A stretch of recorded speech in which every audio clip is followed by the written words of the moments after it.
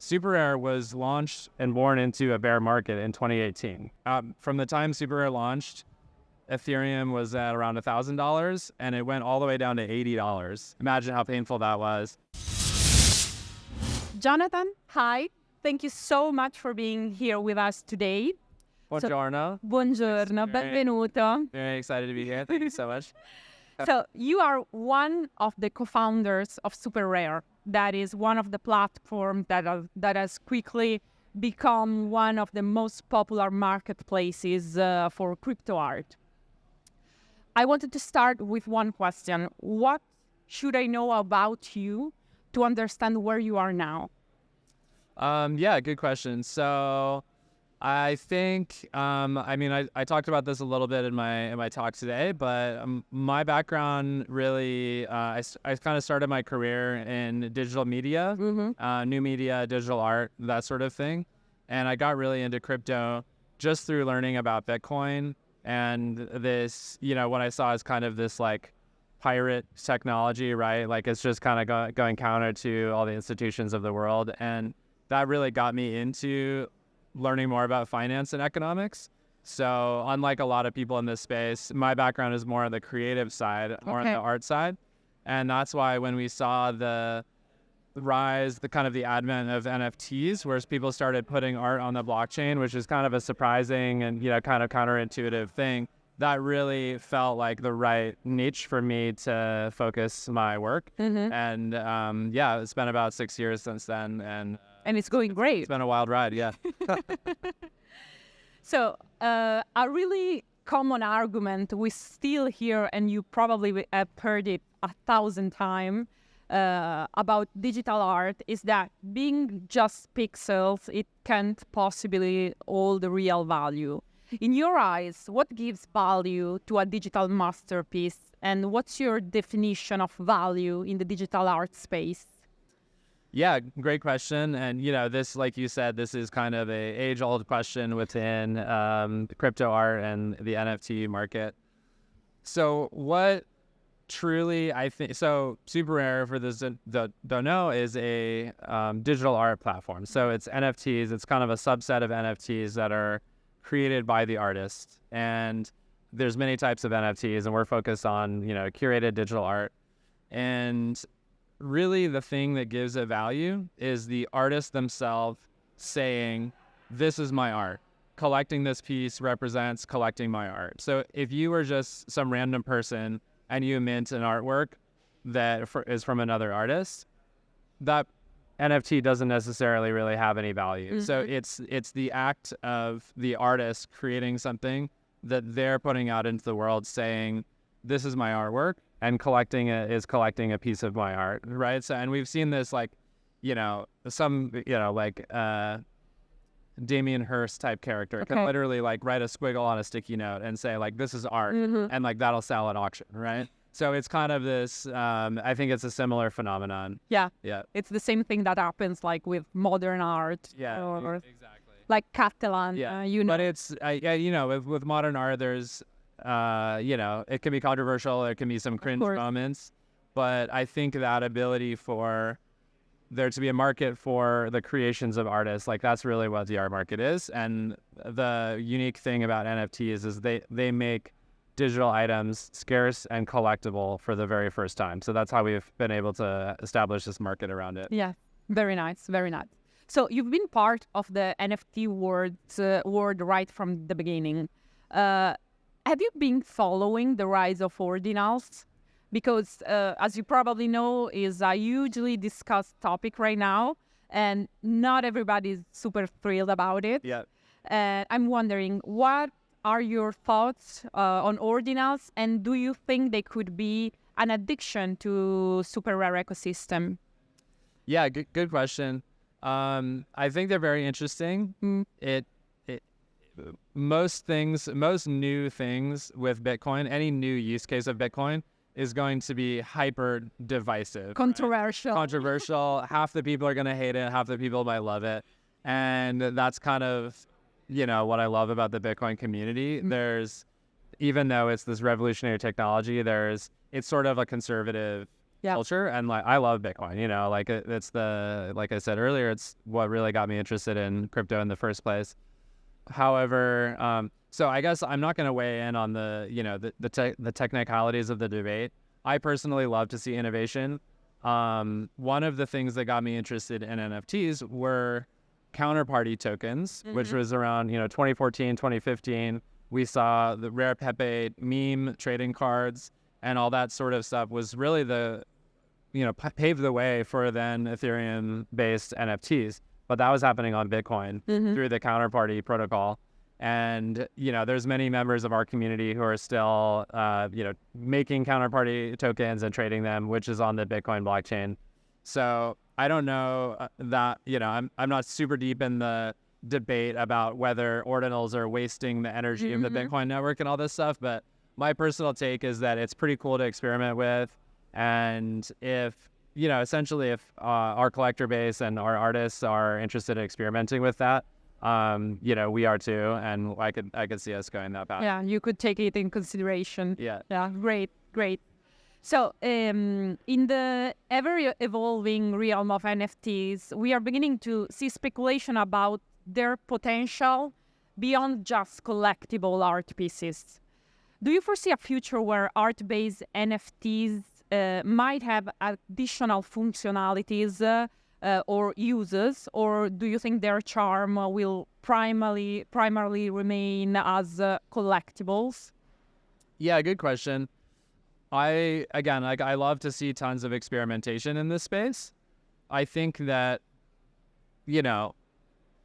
when we started working in this space, there's all this excitement and speculation around the potential use cases for NFTs. They could be game items, they could be subscription services, the sky's the limit. It turns out getting people to understand the concept of digital collecting was a very large task. It took years, literally, to took longer than you imagined. Exactly, to help develop this market and get people to understand like what the fuck we're doing. And having the analogy of collecting, like traditional collecting, right? Like you have this artifact that an artist made. Is it worth money? Well, the market decides. Having that as a very bedrock piece of the kind of mental model has really helped us at SuperRare develop a collector base. And I still think that's going to be a useful foundation because we're still not in mainstream adoption, right? Like it's still pretty obscure. That said, I do think that, there's, like I said, I love experimentation. There's lots of artists who are doing lightweight versions of kind of subscription or, collector rewards. So for example, like if I'm the prior collector of an artist piece, I get, allow list capabilities for their next drop, stuff like that. Yeah. And I think those are... You get perks, so you already are a collector. Those are kind of lightweight ways that, people are experimenting. But I think that generally it's a space with tons of ideas, and we're still in this pragmatic mode where we really need more collectors. We need more understanding of what it is. And it's sometimes pragmatic to stay close to the analogy of collecting for that purpose. Yeah, of course. So talking about the future, with NFTs and digital art making waves, traditional museums and art spaces seems at a crossroad in this moment. How do you envision their future in this evolving art world? Do you think we are going to see like a digital renaissance or a resistance to change or a coexistence of the old and the new art?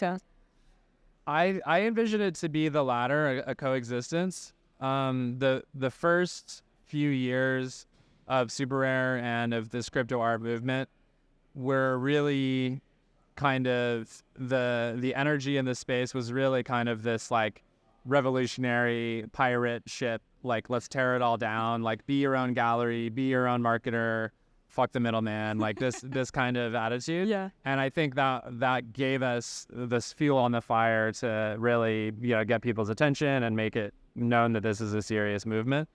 However, as the space has matured, I think that a lot of artists realize that it's hard to be your own gallery, and that, curators and gallerists actually provide valuable marketing support and have valuable relationships with collectors and can provide a lot of these sort of ancillary services.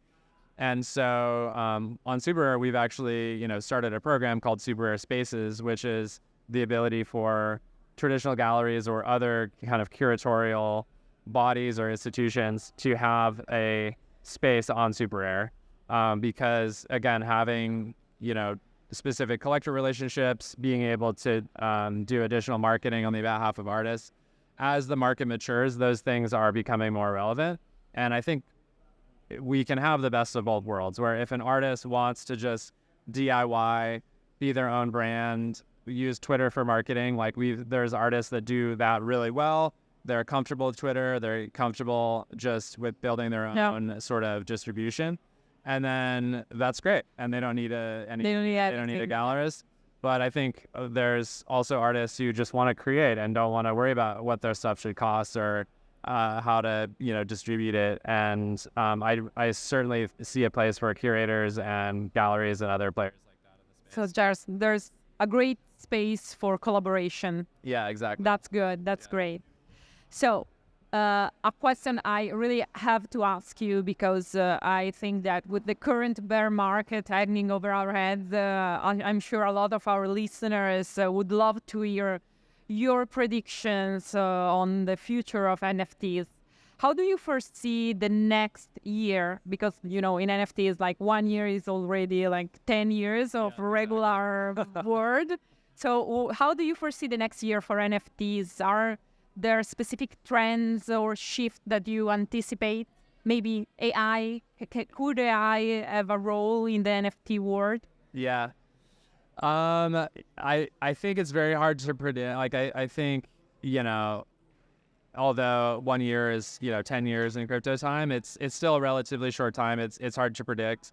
I could foresee this crypto winter lasting, more than another year. It's hard to tell, but I generally think if you're in this space, you should be ready for this to be the new normal. Don't expect the sun to come back and start shining. You think so? Anytime soon. And if it does, then great, right? You'll be that's a pleasant surprise. So my advice to anyone in this space now, pay attention to who's really here, because they're here for the right reasons. There's people building in the space. There's creators. The fundamentals haven't changed. Ethereum didn't change. The NFTs didn't change. Really what changed is just the sentiment. Governments are doing crazy things with currencies. All this is kind of noise. And SuperRare was launched and born into a bear market in 2018. From the time SuperRare launched, Ethereum was at around $1,000, and it went all the way down to $80 in the first year and a half that SuperRare existed. And as a 3-4 person startup with no funding, and our cash reserves were all in ETH, imagine how painful that was. Yeah, we kept building community, and the people that were there were artists selling work for $20, $50, $100 was a big sale at the time. We didn't know, we didn't have any certainty that this market would balloon within a few years or anything like that. We were just building really, interesting, cool community and building tools and, bootstrapping this market. And so I think that that's the attitude to have, right? If you're search here, for the builders. search for the builders. Now is in kind of speculative years like 2021. Yeah, of course. So many people enter the space for the wrong reasons, right? They're trying to ride on the coattails, and I think that now it's an interesting time to see who's really here to be part of the core community. Yeah. So right now, you told me earlier that you live in the States. Yeah. Right now in the States, the situation between the SEC, the CFTC, and exchanges is really tense. Yeah. Is this affecting the NFT companies or companies that work with NFTs too, or it's relatively quiet right now? I mean, it's all very interrelated, right? NFT Twitter is also crypto Twitter, so there's lots of chatter about this stuff. I think it's important to draw the delineation between custodial service providers such as Coinbase and Binance, who have custody of users' assets, and non-custodial platforms like SuperRare. So SuperRare is just really smart contract based. It's all peer-to-peer. We never never sell any assets. We never hold or exchange any tokens or artworks on behalf of customers themselves. So that's a really big differentiator.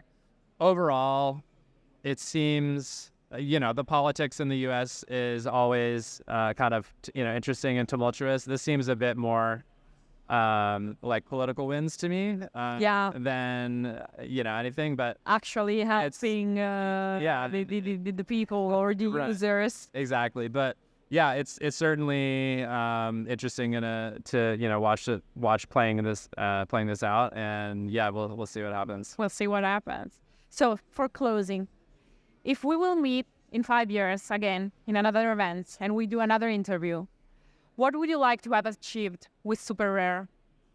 Yeah, absolutely. So, one thing that I'm really excited about is we just announced what we're calling the Rare Protocol. And this is a new platform agnostic, essentially reputation and curation system that's decentralized, peer-to-peer, and could provide a decentralized curation layer for many different platforms to use, including SuperRare. And so this involves staking the Rare token, which is the governance and curation token of the SuperRare DAO, on artists, collectors, or really any Ethereum address to sort of give a social signal of support to them. And it's just an alpha now. It's on testnet. But really, I think that the Web3 creator economy is going to be one of the fastest growing sectors of crypto in the next 5 to 10 years.